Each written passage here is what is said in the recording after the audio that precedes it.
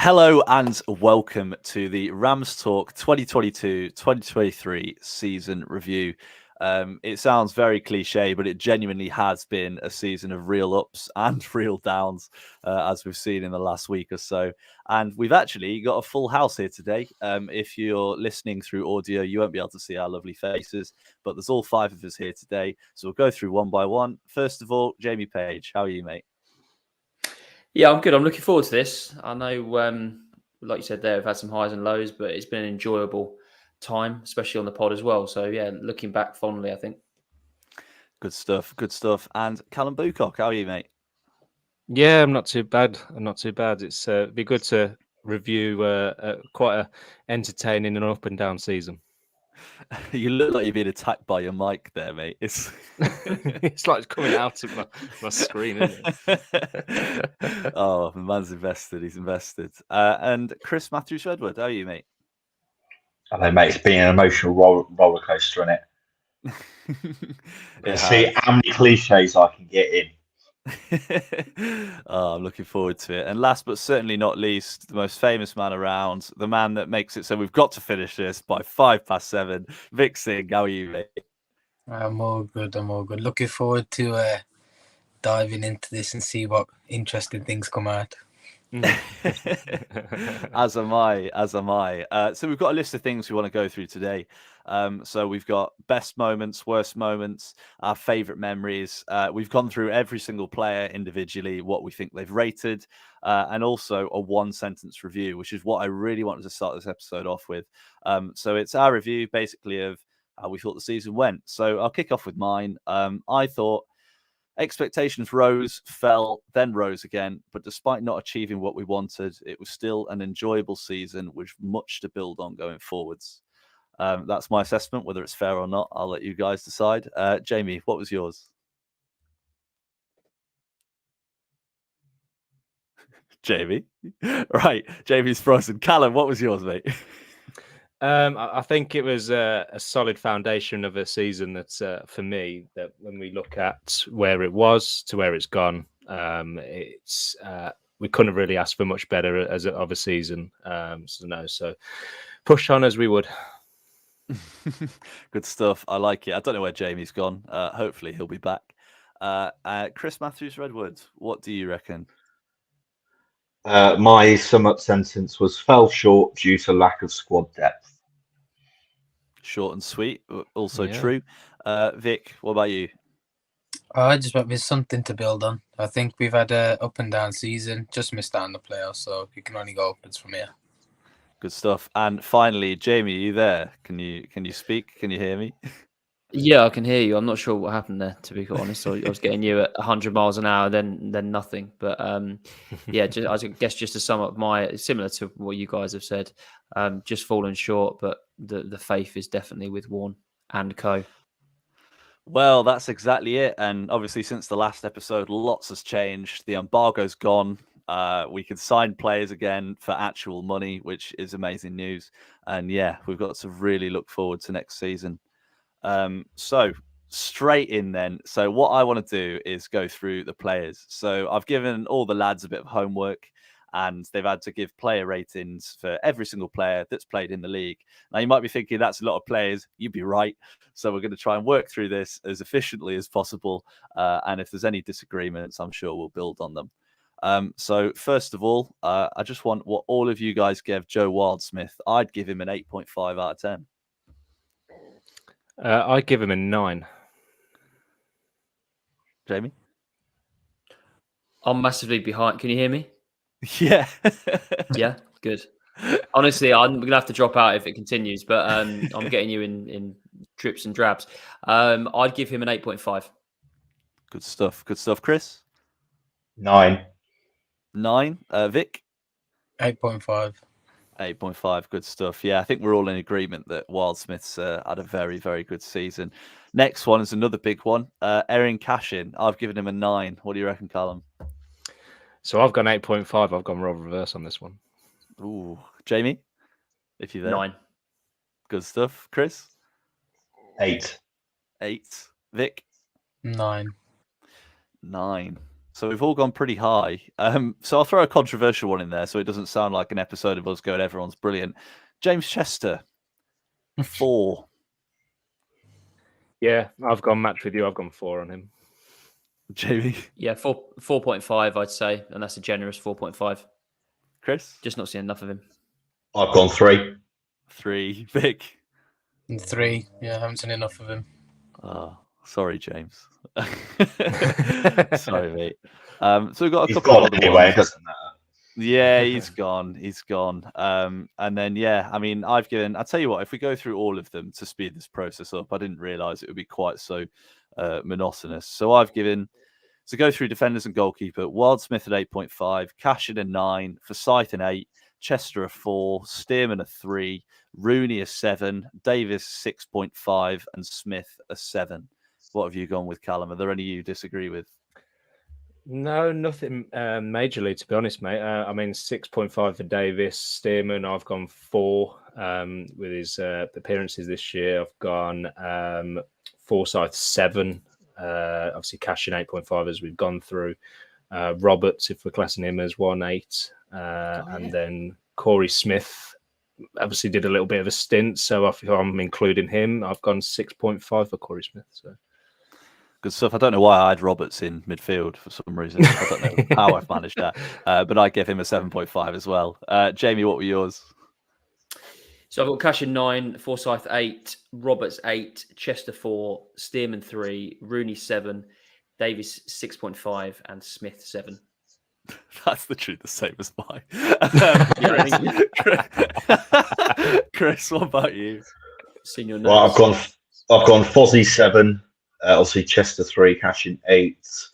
I've gone Smith 6, Rooney 6, Roberts 8, and Stearman 3. Ooh. Did you say Davis, or did I miss that?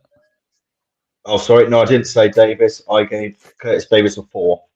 A 4. Oh. A 4. JB Page, would you like to? I know you'll have something to say. Look, it wasn't that season. We know that. No, I think probably I've given him an extra 0.5. I think he's probably somewhere for me, probably around the 6. What he's done hasn't been all too good. He's cost us a couple of games, but then again, I think we could have been having a different conversation if that mistake wasn't made. We got in the playoffs because I think at the back end of this season he's actually done all right. So yeah. A shame to obviously see him depart in such manner, but hopefully whatever's next for him, we wish him all the best. Definitely. Hope so. Yeah, I'm sure he'll probably end up at somewhere like Leyton Orient, won't he? So I'm sure he'll score against us next season. Oh, 100%. Last but not least, Vic, what about your defenders? What have you given them? Yes. So I'd have gone Fozzie. I'd have gone 7.5. Been solid this year. Davis, I've gone with 5. He's made too many mistakes for my liking. But I do love him still, so I love you guys. Rooney 6, Smith 6, Roberts 7.5 as well. I was really impressed with him, and I think have I missed anybody out? Rooney? Chester Rooney. Rooney. Rooney 6. No, I think you've got them all, mate. Yeah, I think you've got everyone there. I think we've all been quite similar. I think, Vic, you've just been naturally more harsh. I think we've just been quite generous with some of them. But yeah, I think we're all on the same page. I think we've had some standout performances. We've had some not so standout ones as well. So now on to midfielders. There's significantly less midfielders than defenders, so it's nice and easy. So I've gone Bird 8, Hurahan 8.5, Knight 7.5, Sibley 6.5, and Harvey White I've given a 3. What about you, Callum? Sibley went with 6, Horahan 8.5, Bird 8, Knight 7.5, and Harvey White 5. Harvey White 5.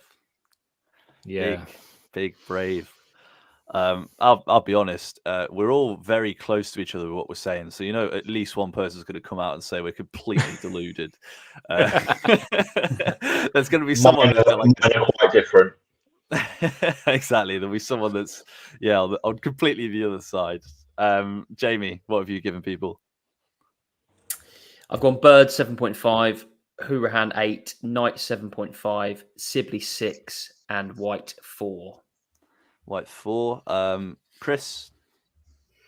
I've gone Hurahan 6, Bird 7, Sibley 4, Knight 9, and White 2. Knight 9. Wow. Fair enough. Hurahan 6. Hurahan 6, yeah. Hurahan has more goal involvements this season than Knight has in his career. This is my opinion. Oh, trust me, I know. Based on what I've seen. So what's your thinking behind Hurahan, who's got 7 goals and 10 assists from centre mid, being a 6? What's the thinking behind that? I still think he's been underwhelming. I don't think he showed up in the big games. I think a lot of his goals and assists have come against teams that you'd expect him to.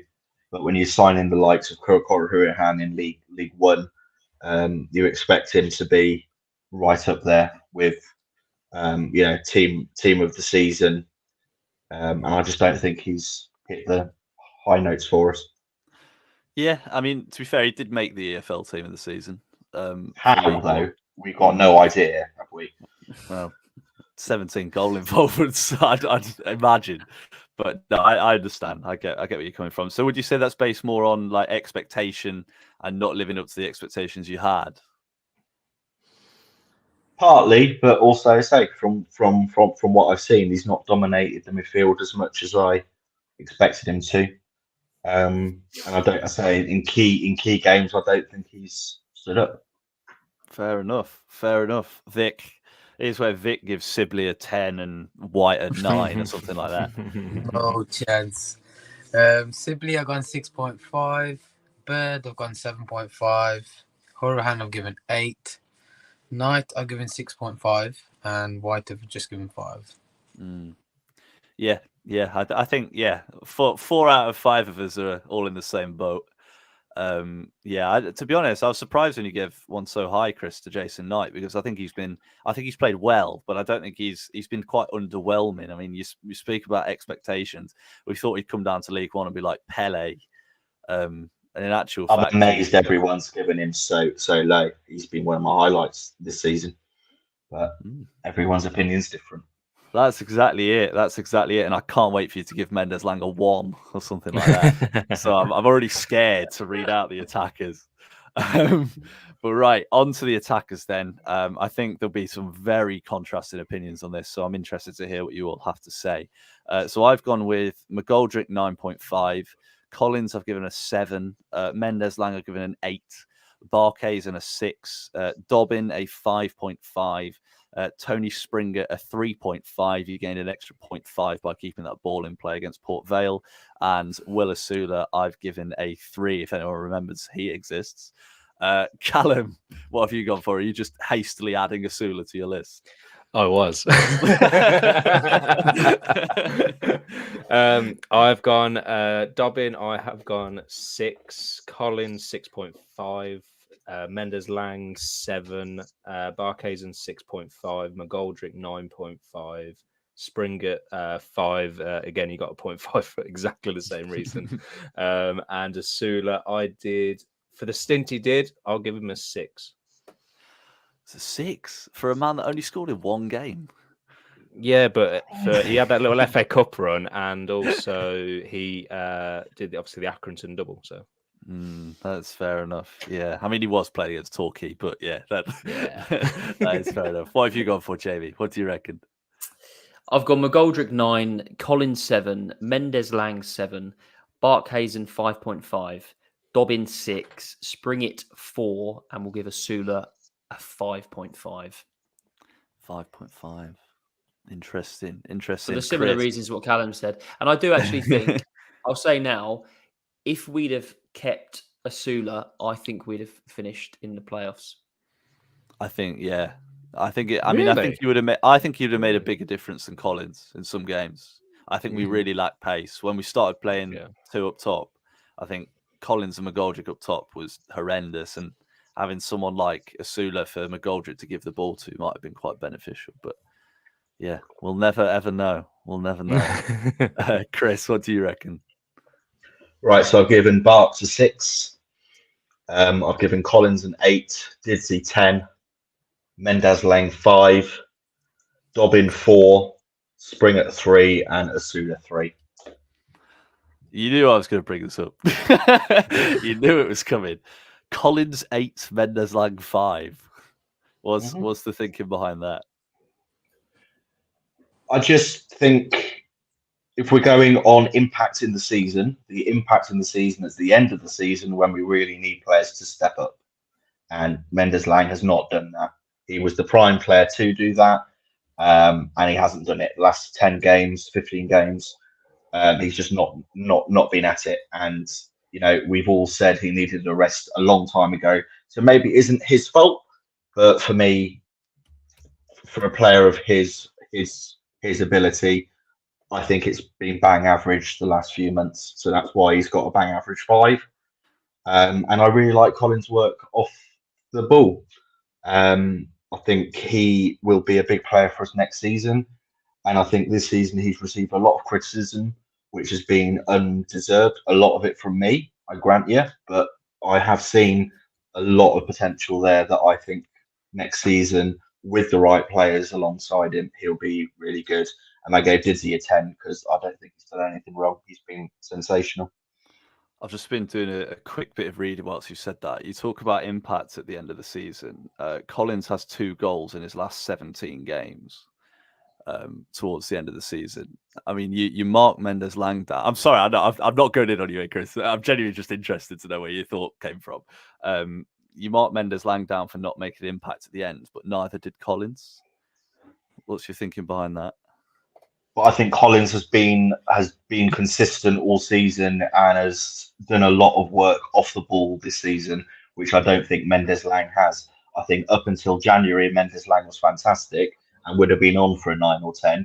But since January, I cannot remember. Yes, the Port Vale goal springs to mind, but I can remember so many more occasions where he's run the ball out of play, and I just don't. I just think personally, Collins up front. Bear in mind they're different roles. You've got a winger and you've got a striker. For me, I've been a lot more impressed with what I've seen from Collins all season. That's fair enough. Fair enough. Vic, what are your ratings? Right, so I've gone Mendes-Lang 7, Barkhausen 6.5, Dobbin 6, Springett 4.5, Asula 5, Collins hype train has ended at 7, and the King David McGoldrick 10. 10. Good stuff. Yeah, I felt a bit harsh giving him a mere 9.5. So yeah, I think you might be right. You might be right. Maybe a 10 is right. But yeah, that's every single player. And I think, to be honest, it's interesting, isn't it? Because there was so much pain last week. But actually, when you look at individual players, we've had some real good performers this year. And we've had a lot of players that have really stepped up, especially in difficult times when we're on tough runs. So yeah, it's interesting. Has anyone got any parting comments about any of the ratings? I think just for one for me on bringing them up once more before that is it for the pod. Collins, I think when he came in and McGoldrick, because my brother will attest to this, I banged on about him being if he can do what he did at Luton, will be absolutely fine and everything like that. And he has been my biggest downfall this year, above Horahan, above anyone else. I think he's been the biggest letdown. If he was the player, half the player he was at Luton, we wouldn't have relied on McGoldrick so much. Wrong. I'll say. Let me jump in on that. So, like, Collins at Luton was 1 in 3, so it was a goal every 3 games. His record at Derby is pretty similar. So, are we putting too much expectation on him? He carried that Luton team. I'm just saying. Go on, JV. I think, yeah, I mean, you can see me ready to come in. I actually think my underachievers are Barkhuizen and probably Sibley. And I know that Sibley played left back and he did that well. But I think if you've got anything about you, I mean, we looked at him in the Championship and thought that he was going to be the next, academy star on the same lines. I know he's not the same player, but as Will Hughes, he didn't kind of meet his kind of expectations in that division. And I was thinking coming down here, he should have played in the 10 and he should have got a hatful of goals. So I was quite disappointed by Sibley and also Barkhuizen as well. He wasn't played there, Jamie. He wasn't, no. But then if you're good enough, if you're doing the right things in training, I think you're put in that position. He played one game there, after he scored that goal or after he scored the 2 goals. And he just didn't take his chance. So I'd be looking to see a little bit more from Sibley next year. I personally think Barkhuizen will probably move on, especially if we're playing this 3-5-2 that Warne seems to be talking about in press conferences when he said he's looking at wing backs. That suggests that we'll play 3-5-2.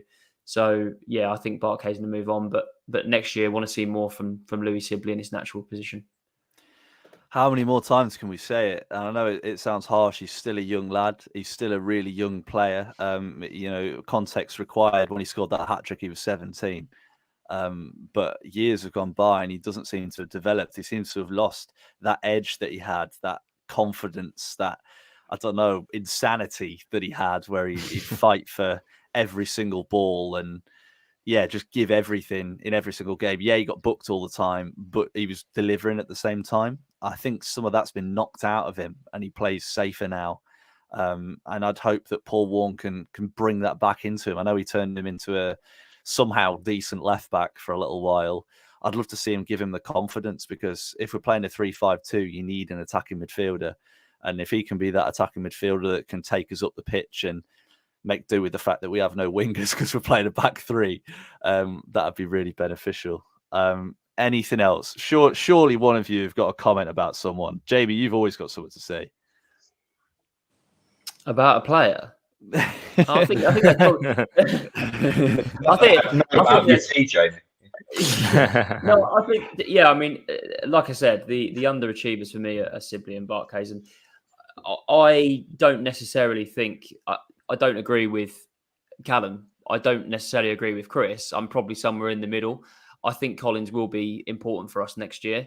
I think he's got the ability to be a good striker at this level, albeit I don't know what kind of striker he is, because he's not a target man. He's not a poacher.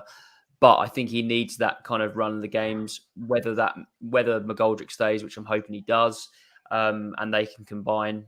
They clearly get on off the pitch, so hopefully they can continue to play on the pitch together. I think at times we've been a little bit diluted with the loan players. I tweeted out and we discussed it last week. We have to get our loan players right next season. Sorry, we didn't this year. We've really been let down. Similar to how Rooney when he brought in Benning-Me and those kind of players. Roberts was the only one that I think comes out with any form of credit.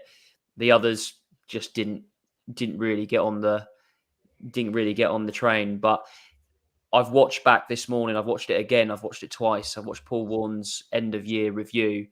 He's going to run them into the ground pre-season. We're going to be as fit as a fiddle. He's not got any restrictions. He's got the recruitment in place. It's a good time to be a Derby fan, because I think we've set those foundations and we're now going to see a Paul Warne Derby. And I back him more than I've backed any manager, I'd say, in the past 10 years. Because I've over the course of the last 2 weeks, through adversity, I've really been bought into Paul Warne. Yeah, and just to add to that, I don't mean to be really negative after you've been really positive there, but if 33-year-old James Collins is playing a big part in Derby's season at the start of next season, I'm really concerned, because if we can't get a replacement better than him, we'll struggle. I'm just saying it'll be interesting to see how many of these lads get through a Paul Warne pre-season. I think they'll be all right. Some of them might. I'm glad Chester's not here. I think he'd physically die. I think he'd pass away. Would you know when they were talking about I think he mentioned it in the thing, if anyone finishes behind me, then go on, off you go. I mean, there's some names on here I'm looking at. I'm going, if I've watched Paul Warne doing his runs pre-game, they're going to struggle. Yeah, Corey Smith doing his run where he has his really little steps. He's going to have troubles keeping up with people. But the next thing I want to move on to is the best moment of the season. So I mean, I've got 3 written down here. There's one very clear favourite. It's been mentioned already. I've got the comeback versus Peterborough, where McGoldrick scored his first goal. I think we scored in the 88th and the 91st minute or something like that, right at the start of the season. Hurahan's winner against Oxford. You know, we were back. The club existed. Sell out Pride Park. Late winner. Unbelievable feeling. And I've put as my best one is Port Vale away, isn't it? It's got to be. It's got to be for me. Callum, what do you reckon? What's your best moment of 2022-23? So similar, I had 3, and I've scribbled up 2 because I had 1 as my favourite. But I had Port Vale, but that's not my top. I had Liverpool away because I thought we're back in the big time in terms of where we were to then play Liverpool away and compete and take it to penalties. I thought was class. And then I've actually got my top one being Torquay at home. Just especially for that Dobbin volley that me and you were there for. Oh no, that was funny. That was funny.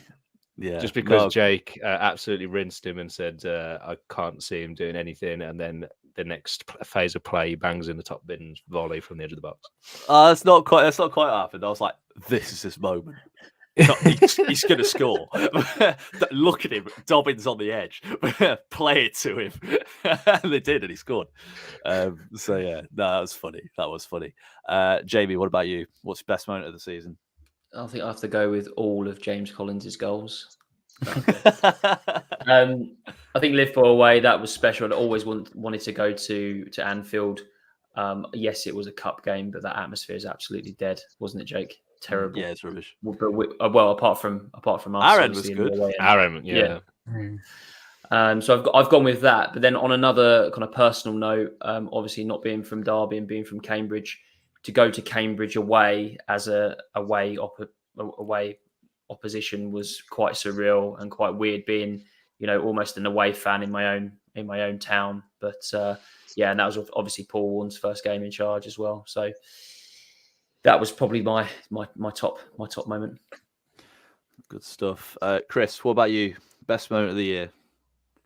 For me, I know it's cliche, but the Oxford home game, just being back, standing at Pride Park and seeing a full house. You know, it had got to that stage where we didn't care what league we were in, wasn't it? So yeah, that for me, and then Hurahan scoring, amazing. Good stuff. Good stuff. Vic. Yeah, I've got a couple. I've got 3 actually. So yeah, obviously the obvious one is Hurahan at home against Oxford. It was just nice to know that we had a club and we got off to a great start, and I made it onto the website. Derby 4, Bristol Rovers 2. Some of the football we played in that first half was just sublime, so I thought that was really good, and that was Diddy's first hat-trick for us as well, I think. And then a personal favourite of mine was Port Vale away. That was when I genuinely believed that I thought we were going to challenge for the top 2, just getting that result back in the manner that we did, and the way end was just carnage. So yeah, those are my 3 top moments. Yeah, some good ones there. Some good ones. Right, straight from positivity to negativity. Every Derby fan's average Saturday afternoon. So I've put the worst moment. So I've got 3 sort of main ones. The 4-1 away at Barnsley was horrendous. I think that's probably one of the worst away days I've ever been on. And I was there when we played the youth team against Forest away. So yeah, that was pretty bad. Sheff Wednesday away, obviously last game of the season, missing out on playoffs, getting robbed by a dodgy decision. Although the first leg's been pretty funny for their playoff hopes. And throwing, this is 2 separate things, so I put it in one. Throwing away a half-time lead twice against Plymouth. I remember seeing at the time that if we'd won both of those games, we'd have been second and Plymouth would have been 6th. Obviously, at the time, things have changed since then. But that would have made a massive difference in our season. And I think if we win both of those games, we're comfortably in the playoffs, if not pushing for automatics still. So, yeah, difficult one for me. Callum, what about you?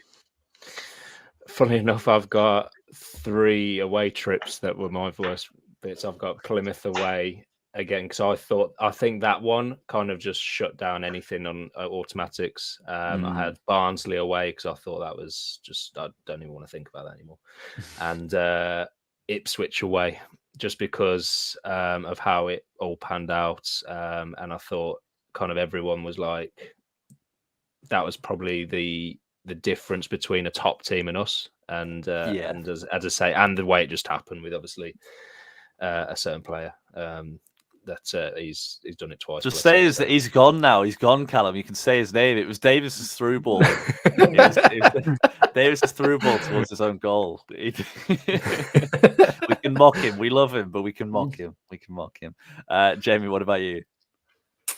Yeah, I have to agree. Ipswich away, I was in the away end and it was just so frustrating that night. Obviously, the Sheffield Wednesday game, I don't think I've been that annoyed about a refereeing decision since the week before, probably. But it's, yeah, I think those two. I'm going to put a bit of a curveball in it, and it's the feeling that where I was at that particular point in time. I'm not there now, but when Rossini left, I saw that as a bit of a low point for me. It was definitely the right decision. However, at that point in time, I was very attached to Rossini and thought that potentially we were making a bit of a mistake.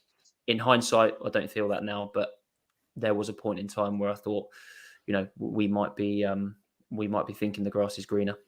I'm glad you clarified that because you were about to get murdered on social media. Elaborate on that. I'm a Paul Warne fanboy, but I love Liam Rossini. So yeah, and it's good to see Rossini has done a decent job as well at Hull since he's gone in there, which is good to see. Chris, what about you, mate? So, by the sounds of it, mine's not been mentioned yet, but just for sheer how I felt leaving the ground, it was Shrewsbury at home. First half, we were fantastic. Should have been 3-4-0 up. And then that felt like the first game where it was like they played well one half, played crap the other. And it was just one of those days where the referee annoyed me. The Shrewsbury players rolling around annoyed me. And yeah, we threw away a 2-goal lead when we looked absolutely dominant. And for me, that was the start of the end for me. And I walked away from that feeling as angry as I ever have. And so for me, that was it. Yeah, that was a painful one. Yeah, I remember that one. I think I'd pushed that so far out of my mind, it didn't even come in when I was planning. So yeah, no, that's a good one, Chris. That was a good one. Vic, what about you, mate? Where do I start? One that sticks out early was Port Vale at home. Probably saw the worst refereeing display in human history. Fleetwood at home, so probably saw the worst derby performance in human history. Fleetwood away, because it was dead boring. Literally nothing that entire 90 minutes. And then Bristol Rovers away, just because I thought, had we won that was our playoff secured then. And then that 95th minute penalty when it was, I don't know if it was or wasn't, who cares now. But yeah, just remember leaving the ground thinking, God, that was an opportunity missed. Yeah, that was horrendous. I've had another thing that's just come to my mind as well, and certain people will remember, listeners, I don't know if any of you guys were there, but Stevenage away pre-season, it was hotter than the depths of hell in that away end. Honestly, it was the hottest I'd ever been in any country, anywhere, and it was awful. I was very close to just thinking, right, let's just go here. So yeah, that was particularly painful. And I remember thinking at that time. 38-degree day. I think so, something like that, yeah. But I remember thinking at that time, because obviously Rossini was asking Wildsmith to play out, and I looked at Wildsmith and I thought, this isn't going to end well. But I was wrong about him as well. So there you go. Yeah, I know. Yeah, he's had a good season, hasn't he? I think he's kind of gone under the radar a little bit towards the end. But yeah, great season for Wildsmith. So they're the most painful memories. Now, one final thing I want from everyone is the best personal memory. So this is something that personally touched you or you really enjoyed or anything like that. And my one is you mentioned it already, Callum, is Liverpool away. Now, there was a time during Liverpool away and we were on the ropes. We were getting hammered. It was the last 10 minutes. They brought Nunez on and he was running at Louis Sibley, which is the scariest thing I've ever seen. They brought Bobby Firmino on and, he was starting to pull the strings a bit. And the Derby fans were chanting, "We are Derby, Super Derby," for probably the last 15, 20 minutes. And it got louder and louder and louder and louder. And then that final whistle went and we celebrated like we just won the league. And then Firmino missed that pen and we celebrated like we just won the Champions League. And even though we went on to lose, the feeling that night to be at a ground like Anfield against a team like Liverpool, to hold them to a draw, and even though we didn't win, to come so close to getting something out of it, and the atmosphere around was unbelievable. So yeah, that's my one. Those last 10 minutes against Liverpool are something that I will always remember. What about you, Callum? Mine's quite. So I unfortunately was away in Portugal, live streaming the first game of the season. Obviously, after the summer of turmoil that obviously happened, and I was sat there poolside watching it under an umbrella. Poor and you. then I know, yeah. and then I as soon as Horahan's goal went in, I threw my phone in the air and jumped in the pool and nearly took my phone with me. But yeah, just the whole feeling. What obviously I just wished I was there, but it was a case of just seeing the start of the season. It was almost that first bit where it was like we could do something this season, because everyone was kind of coming into it this season going League One. We've got the certain players that we've managed to bring in after starting with 5, and then we were looking at it going, can we see if we can now do something? So it was just that, because it was just the sheer elation while I was on my Tods in Portugal. No, it was good. And yeah, I think we've all mentioned it at some point, haven't we? That first goal, I think it was you, Chris, wasn't it? That was your best moment. It was brilliant. And yeah, I'd love to go back and relive that again. Jamie, I'm sure you're having internet problems, but I'll ask you anyway. What's your most emotional moment of the season? And if there's dead silence, I'm just going to pretend I didn't ask. Can you hear me? Yes. Can you hear me? Yeah. Yeah. Good. Well, I've already kind of mentioned it. I obviously mentioned the Cambridge memory, but me and yourself. Oh no. Oh no. While we wait. I know. Technical issues everywhere. This will sound great in audio, I'm sure. I'm sure everyone's still listening as well. Not one person's clicked off this. Chris, go on. Whilst we wait for Jamie to sort his life out, he doesn't realise I've removed him from the stream. Chris, what's yours? So I get a bit corny, but actually, gutted you weren't there, Jake. But meeting Carl and Vic and Jamie for the first time was brilliant. It's great to actually meet you in person.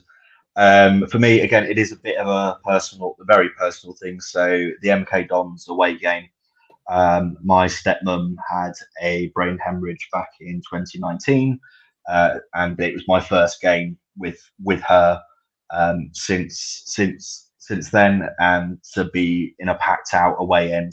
I think I'm right in saying it's about 5,000 Derby fans with her next to me was just amazing. So that was personally very personal to me. That was my moment of the season. Oh, that's lovely, mate. Love that. That's lovely. I really like it. What about you, Vic? What's yours? I think mine probably is just me and my family going to the games. It's the first time that we've managed to take 3 generations of Derby fans to Pride Park, so it's been nice to go with my family. On the pitch, I'd probably say Port Vale away again, just because of the carnage and the pandemonium that followed that. And there was another game that stuck out to me. It was one of the earlier home games, and I remember we was waiting outside at Pride Park, and we thought we'd get my brother's shirt signed, but it was just nice that every single player took the time out to take a photo, ask how we were, just had a normal chit chat. It's just nice to have that. So those are my personal highlights. And again, like Chris said earlier, meeting you guys at one of the home games of this season, that was a personal highlight for us as well. Great stuff. Right. We're going to try Jamie again. Jamie, can you speak? Can you hear? Yeah, I'm not too sure what's going on. I mean, the Wi-Fi's saying it's pretty good, but yeah, I'm not too sure. Did you get my answer from before? Nope. No. I was crying, so that was probably a good job you didn't hear it. But no, I just mentioned obviously the Cambridge away, which was obviously my another answer of mine. But also, me and Jake got the opportunity to walk on the March run a year after the March with BBC Radio Derby. Dom invited us along, and that was pretty special to be able to, to speak with fans and see, just how far we'd come in that kind of period of time. And yes, the football that day wasn't brilliant, and we all know what happened after that result. Max Bird getting injured, and then us kind of nosediving off of a cliff. But it was a special time. It was. And I think you can tell from everyone's sort of emotional response the impact that supporting this club has brought to us. And I know it's been criticised a little bit. A lot of people have said, you can't keep looking back and saying, "Oh, we almost lost this," but we did. We did almost lose this. So to be in a position now where all of these incredible memories can happen is brilliant. And it's, at the end of the day, it's not just about the people on the pitch kicking the ball around. It's everything around it and the friends you make and the relationships you build. So yeah, it's been really special. It's been a great season, and for us, it's been a great season too. If anyone's still listening at this point, because I know we've gone on for 40 straight minutes, we've been really grateful for everyone that's listened. This started off as a bit of a fun side project as part of other project that me and Jamie were trying to do, which was the most time-consuming thing in the whole world. And it's ended up becoming a big part of my life, and I think everyone here's lives too. So thank you so much to everyone that supported us, shared, rated us. If you haven't rated us, please do. Only if it's good though. If it's bad, please don't rate us. And basically everyone that's gotten involved, because without you guys, we wouldn't be sat here. We probably wouldn't be friends. We wouldn't know each other. So yeah, it's been absolutely brilliant. Lads, anything you want to say before we finish? Yeah, I'll go before the other lads. I mean, like I said, this getting invited on by you guys to start with, and then, as I say, it's just kind of snowballed to doing everything, meeting people from opposition clubs, doing the previews, and then obviously ending the season, which was great. Obviously, Jake, I met you early in the year, but then meeting the other guys at the end of the season just kind of topped it off for me. So no, it's been great, and it's just be interesting to see how it all pans out next season. Hopefully we shouldn't just keep getting bigger and better. Well, let's hope so, mate. And yeah, you really need to stop saying good luck to every team that we play on the previews as well. Honestly, every week. JB, yeah, you got a special message? No, not really. It's been fun. It's been a good time. Yeah, like you guys said, it was good to meet you all in person the other week, and yeah, realize that you're actually all people and not just figures on a screen. But yeah, no, it's been really good. We're lucky to be able to do this, every Sunday and talk about Derby. We hope that everyone enjoys it. Next year, we've got some other things planned. We've got some planned things over the off season as well that we'll be discussing and kind of releasing shortly. So yeah, it's going to be another season of seeing these faces if you're on YouTube, or hearing these voices if you're on your podcast provider. But yeah, hopefully next season, this time next year, we'll all be doing a season review and talking about how James Collins has fired us into the Championship. Not happening. Yeah, I think. I hope so. I really hope so, but I can't see it. Chris, what do you think? I can safely say the last 12 to 18 months has been the time I've been the most proud to be a Derby fan. I think people don't realise how much your football club means, and the fact that I've got to share my opinions, right or wrong, with you guys has been amazing. I've had my own personal battles this year that you've all been through with me, and yeah, I think people who don't understand what this club means to us, this is what it means to us. We are sorry. We are a family, and the four of you have been with me through a lot of hard times. So thank you, and obviously thank you to everyone listening as well. It's been a pleasure, Chris. Been a pleasure, mate. Vic, go on. Last but not least, last episode of the season, last word of the season.